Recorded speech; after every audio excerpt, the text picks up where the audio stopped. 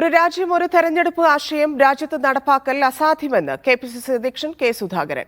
ജനാധിപത്യം അംഗീകരിച്ചുകൊണ്ട് വേണം നിയമങ്ങൾ കൊണ്ടുവരാൻ. ഇന്ത്യയുടെ പ്രത്യേകത അട്ടിമറിക്കാൻ ആര് വിചാരിച്ചാലും കഴിയില്ലെന്നും കെ സുധാകരൻ പറഞ്ഞു.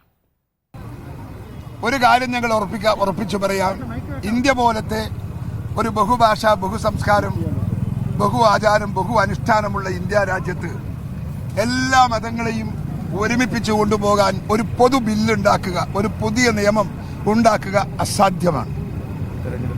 ഒരു തെരഞ്ഞെടുപ്പ് രംഗത്ത് എല്ലാ ആളുകളും ഒറ്റക്കെട്ടായി മുൻപോട്ട് പോകാൻ സാധിക്കുന്ന അവസരത്തിലാണ് ജനാധിപത്യമെന്ന് നമ്മൾ പറയുന്നതും പേരിട്ടതും.